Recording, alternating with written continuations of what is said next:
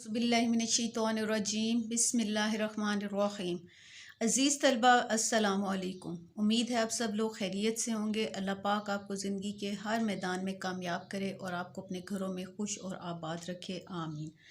आज हम एक और आप बीती के बारे में पढ़ेंगे, उर्दू ज़बान की आप बीती। पहले हम देख लेते हैं कि आप बीती जो है वो क्या होती है। आप बीती उर्दू ज़बान का लफ्ज़ है जिसके मानी है अपनी कहानी, खुद नविश्त हालात ज़िंदगी, अपना हाल, ज़ाती तजर्बा या अपने ऊपर गुजरे हुए वाक़यात को बयान करना। यानी अपने साथ पेश आने वाले हालातों वाक़यात का अपनी ज़बानी बयान है। ये किसी शख्स के ज़ाती अहवाल का खूबसूरत और दिलचस्प अंदाज में तहरीरी बयान होता है। आप बीती उर्दू की एक अहम सिन्फ है। फ़ारसी में से खुद नविश्त और अंग्रेज़ी में ऑटोबायोग्राफ़ी कहते हैं। तो आज हम एक और आप बीती उर्दू ज़बान की आप बीती के बारे में पढ़ेंगे। इससे पहले भी हमने काफ़ी आप बीतियाँ पढ़ी हैं। तो चलें हम शुरू करते हैं। मैं आजकल पाकिस्तान की कौमी ज़बान हूँ, मगर इस वक्त बड़े अहम मसले के सिलसिले में आपसे अहम कलाम हूँ। ये मसला मेरी तहकीर व तस्लील का है। अगरचे मुझे पाकिस्तान की कौमी ज़बान करार तो दे दिया गया, मगर मुझे वो मकाम नहीं दिया गया जिसकी मैं हकदार थी। आखिर मैंने इस वतन के लिए क्या कुछ नहीं किया।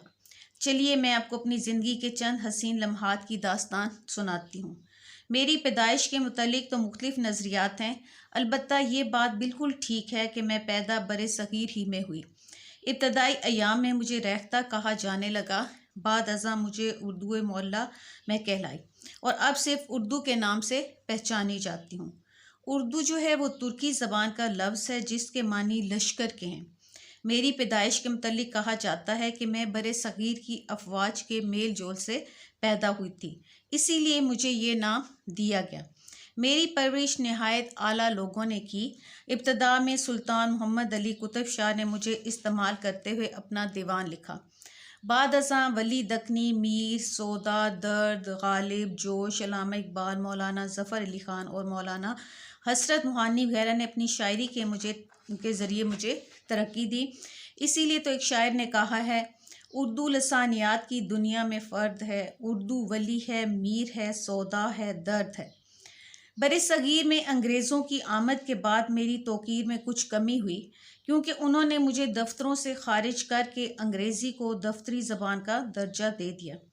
इससे मुझे बहुत दुख हुआ, मगर मजबूरी का नाम शुक्रिया शायद इसी को कहते हैं। लेकिन मजबूरी का नाम शायद इसी को कहते हैं, लेकिन ये हकीकत फिर भी रोज़े रोशन की मानिंद अय्यां है कि अंग्रेज़ों ने मेरी परवरिश में किरदार अदा किया।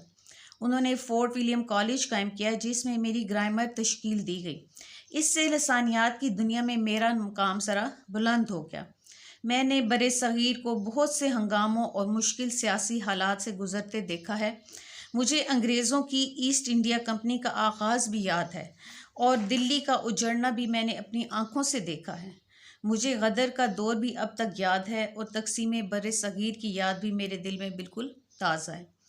तक़सीम बरे सग़ीर के लिए बहुत से लीडरों ने मुझसे इस्तिफ़ादा किया और मेरे जोशीले अल्फाज के ज़रिए अपनी तकरीरों से सामीन में जोश पैदा किया।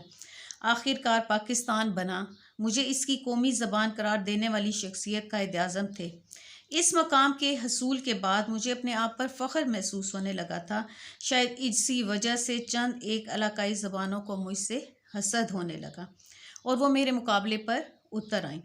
इनमें सिंधी ज़बान नुमायाँ थी, लेकिन जल्द ही उन सब से मेरी दोस्ती हो गई। पंजाबी बहन तो रोज़े अव्वल ही से मेरी रफ़ीक रही है, मगर अब ये मुश्किल आन पड़ी है कि मुझे कौमी ज़बान करार देने के बावजूद दिल से कबूल नहीं किया गया। पाकिस्तान के अपने लोग और इसी मुल्क के हुक्मरान मुझे तरक्की देने की बजाय अंग्रेज़ी की जुल्फ़ गरागीर के असीर हो चुके हैं और शबो रोज़ इसकी सताइश में राग अलापते हैं। हालांकि मैं ही वो ज़बान हूँ जिसने इस मुल्क की तश्कील में अपना किरदार अदा किया। मैं ही वो ज़बान हूँ कि जो मुस्लिम कौम के बहुत से मजहबी और सकाफ़ती विरसे की अमीन हूँ और मैं ही इस मुल्क की कौमी ज़बान हूँ। न जाने यहाँ के लोग मेरी वफ़ाओं को यूँ क्यों फरामोश कर रहे हैं। मेरी यही आरज़ू है कि मुझे मुनासिब मकाम दिया जाए।